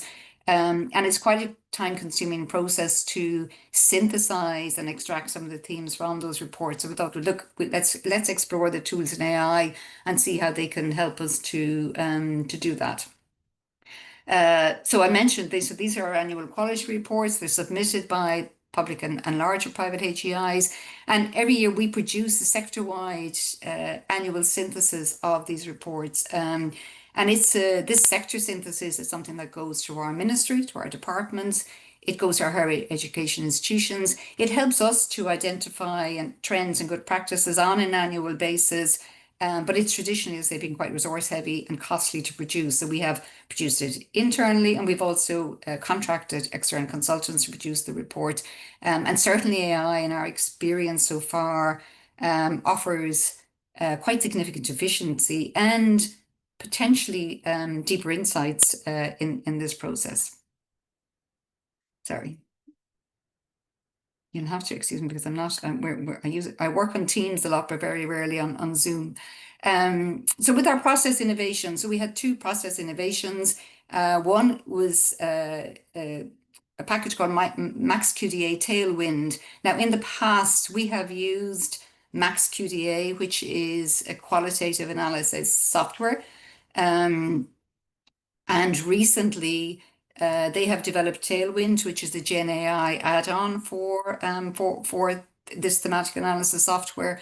I think Tailwind was released maybe in the States about 12 months ago, but they have now released a European version, and that complies with European regulations. And I put licensed in brackets here because in our agency, we are not allowed to use ChatGPT. We are not allowed to use any OpenAI systems. So it must be systems where we have licensed, where they comply with European regulations, and where they're in effect, I guess, closed systems. So we have, I guess, there's a lot of security concerns and risks, certainly from our IT department. So we're limited and confined in the nature of the Gen AI tools that we can use. So I have no experience of using ChatGPT through these processes because it's blocked. I can't access it on my laptop. So we have a license for MaxQDA Tailwind and for Microsoft Copilot. So we use Tailwind to assist in coding and analyzing the quality reports and identifying the themes. And Copilot, in essence, we use the Copilot agents. You can create agents in Microsoft Copilot, and we created a proofreading agent to assist in proofreading the final synthesis report. So this, in a sense, is the process. So with MaxQDA, with Tailwind, we upload the annual quality reports to Tailwind. These reports, I think it was Philippe mentioned, and it was mentioned previously around the benefits of having, I guess, a structured template. These reports, though they vary in length, they're in a very structured template. So that certainly makes it easier to conduct the thematic analysis.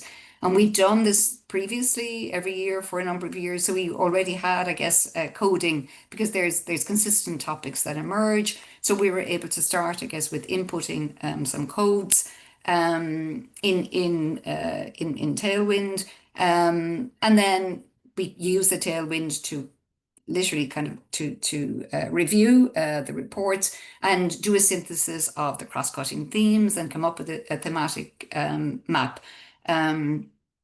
So from our perspective, I guess it took a little bit of time to learn to work with Tailwind, but once we had done that, I think we have a more enhanced synthesis report. It's due to publish this week, and I can certainly circulate the link within a much shorter time frame and a much vastly improved, efficient process. I mean, in the past, we would have conducted this report internally with lots of spreadsheets, extracting the themes under different topics, and a hugely time-consuming process, I say, internally for staff. So all of the AI outputs were cross-checked, and it does make mistakes. So when it identifies, it may identify a quote from a quality report, or it may give an example, and sometimes when you cross-check it's got the incorrect reference. So it does make some mistakes. So you do need to validate the findings, and ensure, I guess, accuracy and reliability of the thematic trend. So there really is a need for that human oversight, and this has been said by all of the previous speakers. I think that the human oversight and validation is critical, and it's one of the core principles, the national principles now that we have. So I think that goes without saying. When I talk about the themes, I mean, these are examples, I guess, of some of the themes that came up. So within that, our institutions report on. So they report on developments in strategy and governance and management of QA, on the effectiveness and impact in QA. Academic integrity was a key theme, and it remains to be, it continues to be a key theme for our institutions. So they report on changes in policies and procedures and innovations in academic integrity, in program development and delivery, and innovations and collaborations would have been identified there as some kind of developments in quality over the previous academic year. Research and innovation, monitoring and review, and some new emerging themes are digital transformation, not surprising, Gen AI, cybersecurity, micro-credentials, and of course EDI initiatives. So a certain number of these themes tend to be, I guess, year-on-year themes, and we would have inputted those into Max QDA and asked to extract, to get examples and developments from the institutions. And others would be new and emerging themes. Cybersecurity, we had two institutions in the state that had significant cybersecurity incidents, and again that was extracted through Tailwind.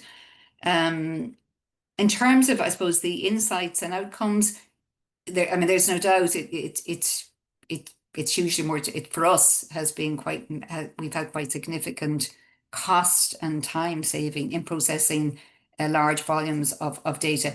There is a limit in Tailwind to the volume of reports that you can scan, so it's not something that can be used for huge volumes of reports. It worked very much for us, but there is a limit in size to the reports they can deal with. So I'm sure there are other qualitative analysis applications. This is just, as I say, one that we have license to because it has, because we can purchase it in a secure closed system.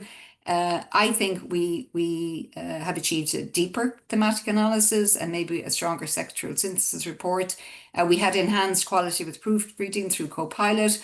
And through this work, we have, I suppose, this enhanced capacity building, digital literacy, and for, perhaps not so much for agency staff, certainly for the staff in my division. We're one of the only divisions at the moment that's working with this in QQI.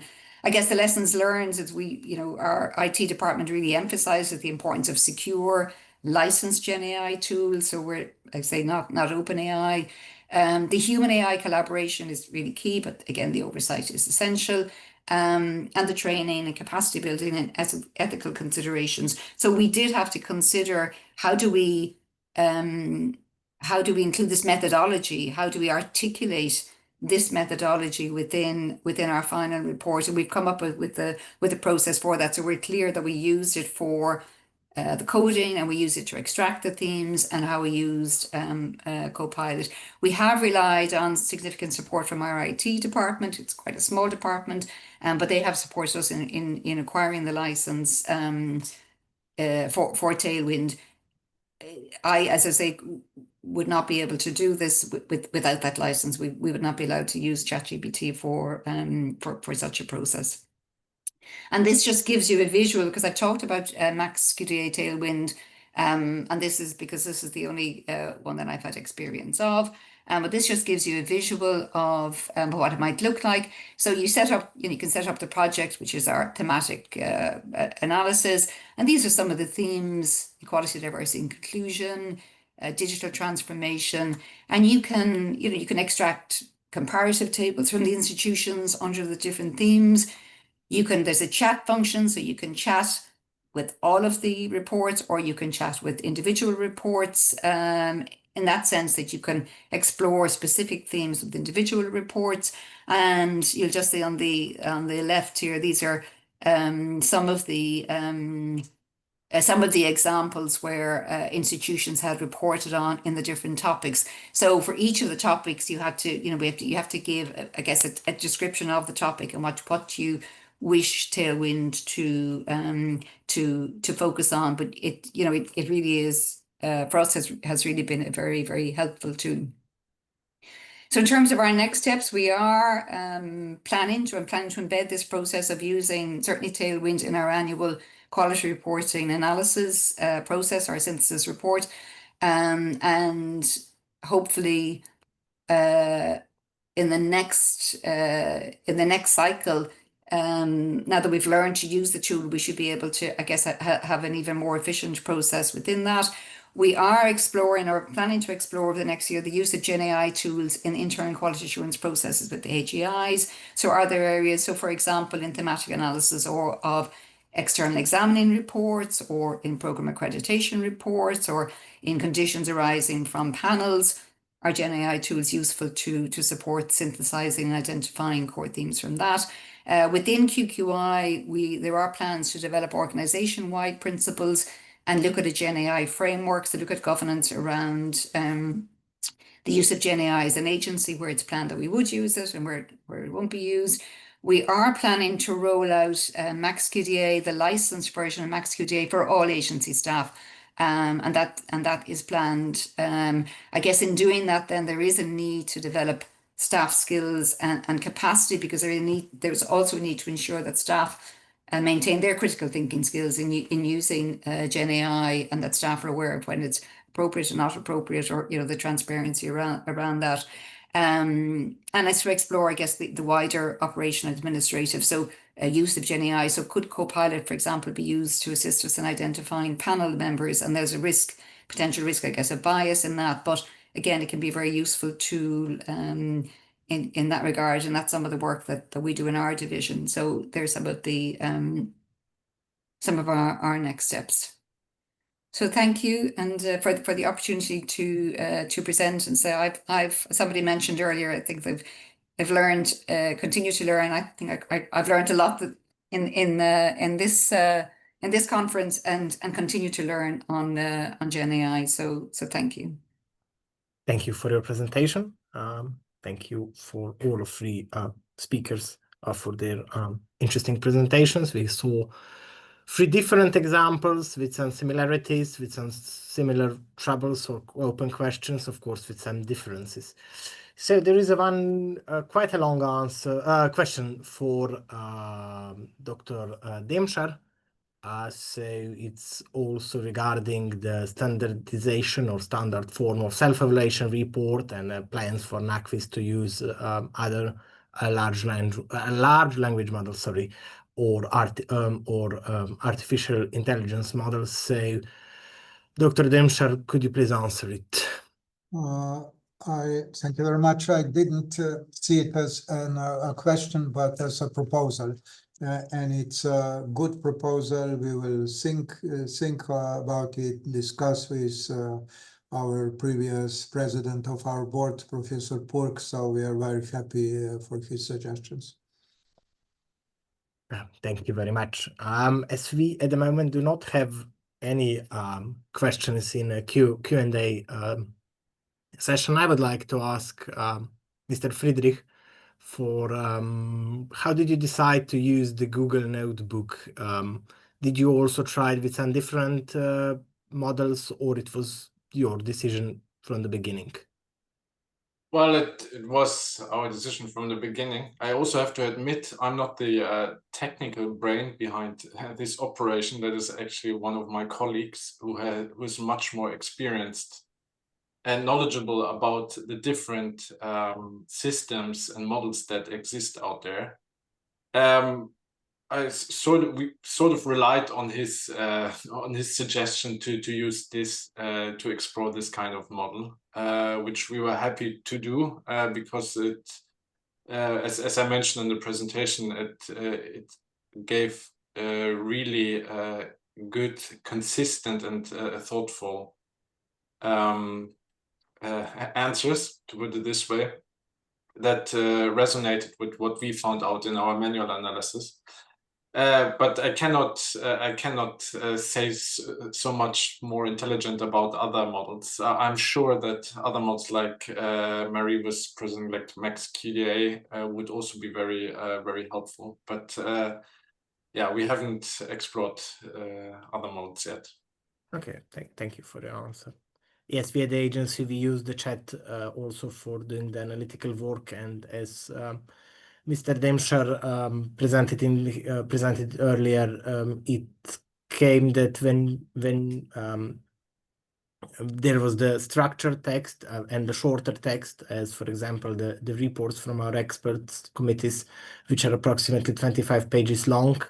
There are just 5 standards. Then the analytical work was also done in appropriate way, and it was a useful result at the end.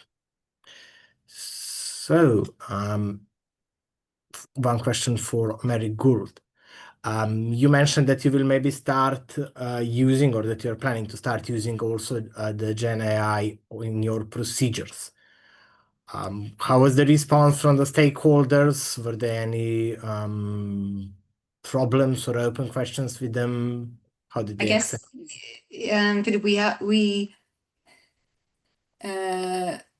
And I should have mentioned that one of our plans is to get feedback from our higher education institutions, because we haven't had those discussions as yet. So in exploring, we have a webinar or a conference in person in December, where we are looking at the themes emerging from the thematic analysis. And as part of that, we will be doing a workshop to explore, to get some feedback on how we've used it, but also then to explore the using such tools, both for us as their external quality agency, but also to begin to explore within this quality reporting process how the institutions might use it within their internal quality assurance. So I guess it's that two-way discussion that we need to start having with the institutions, and that is our plan over the next 12 months or so that we would also agree that there's an acceptance that institutions, internal quality assurance will be developing and exploring the tools that they will be using also. So we haven't really, I mean, with our institutions nationally, the discussions are very much focused on academic integrity, and as an agency, we've been very much focused on AI in the context of academic integrity, and we need now, I guess, to broaden those discussions then to consider Gen AI more in the both in the context of internal QA and external quality assurance processes. So this time next year, we'll hope to have a clearer picture on that framework, I suppose, that kind of national framework around using AI. Is also NOCUT maybe thinking about using AI also in other procedures? Other than thematic analysis? Yes. I mean, yeah, well, there are some projects going on. One that comes to my mind is about evaluations of study programs, where they also experiment a bit with report writing. But it's not sure yet if we're going to continue that or not. We're still very much in the exploration phase. What we are quite certain about is that it will be a permanent element in the thematic analysis in the future. And that includes both institutional reviews, but also thematic analysis that concerns institutional accreditation or study program accreditation.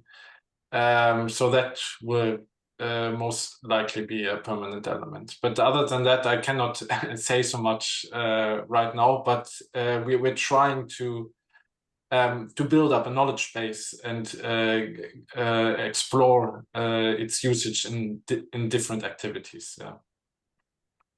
Okay, so it's a kind of a work in progress that you're still looking. Yeah, absolutely. Mm. But you have maybe experienced that the higher educational institutions in Norway already use artificial intelligence or large language models for their internal quality assurance?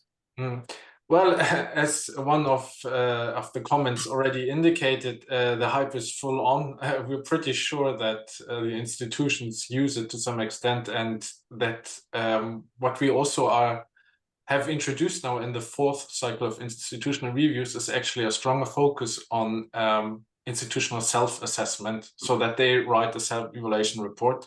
And even though we provide the template for this evaluation report, I'm pretty sure that the institutions will also, consult language models to write or to design these kind of evaluation reports. So this is an interesting ongoing discussion, actually. How do we deal with the fact that not only we use it in our analytical work, but that maybe also the experts will use it to summarize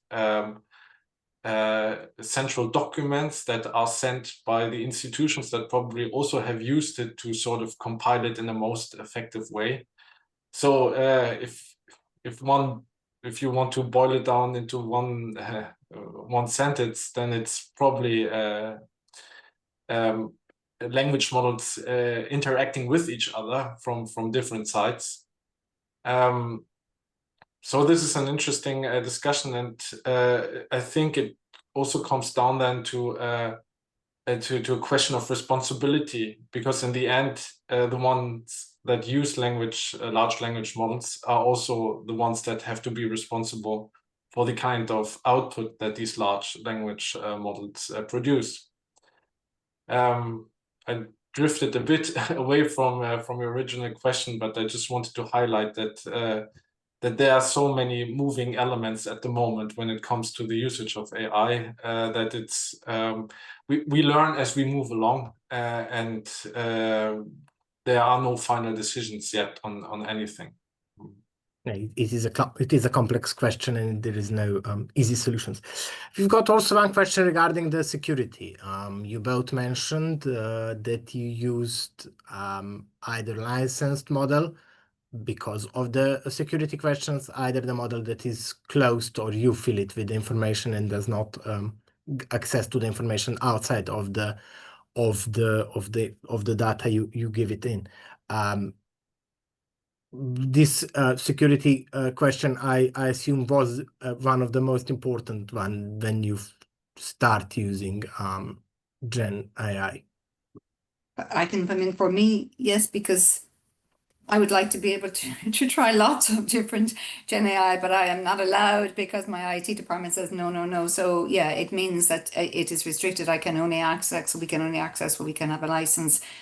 And interesting, I was just talking to our own IT department, our IT manager this week, and she had said, even with the license, when you sign and take on the license, the terms and conditions now change. They're changing. So I think even with Microsoft, the terms and conditions for the Copilot is changing, and for Tailwind. So even when the organization, the agency, agrees a license and is happy with the security, I think her concern is now that actually terms and conditions don't stay the same. So I am not technical, but I think the security is certainly, for us, is a big concern, and the risk of it's not just the information that's put in, but I guess it's the access, the cybersecurity to the agency's wider systems.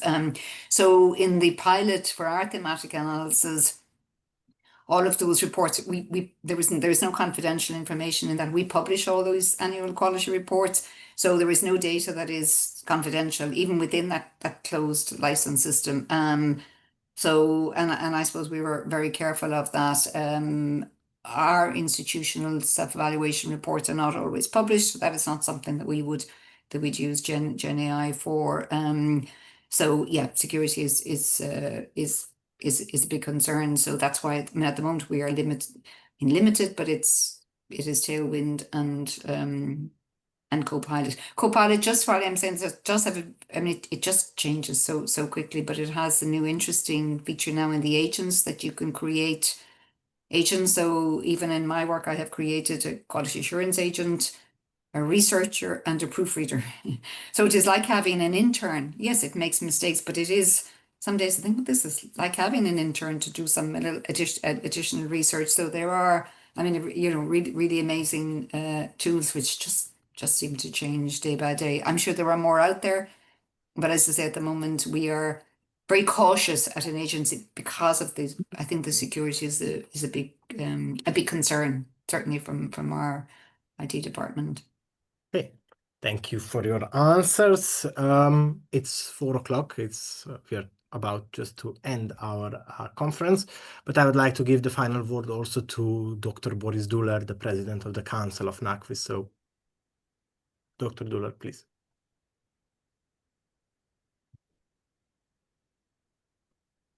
Hvala lepa, lep pozdrav. Dovolite najprej, da se iskreno zahvalim vsem udeležencem današnje konference. Preko 200 jih je bilo, kar pomeni, da je tematika še posebej zanimiva. Vsekakor tudi iskrena hvala vsem predavateljem, ki ste tako izjemno predstavili vsak svoje področje, da smo se res lahko ob tem marsikaj naučili. Zdi se mi zelo pomembno, čeprav ko nove tehnologije prihajajo, same po sebi so kot val in se ljudje z njimi srečujejo in jih uporabljajo, brez da bi, kot je profesor Zupan opozoril, res dobro vedeli, zakaj pravzaprav gre. Tako kot umetna inteligenca v bistvu daje izjemno možnost, odprtost za to, da jo uporabimo, pa so seveda tudi te omejitve, ki jih velikokrat, zdaj še v tem trenutku nedvomno pozabljamo, da pravzaprav pa ne dajejo absolutne resnice, ne.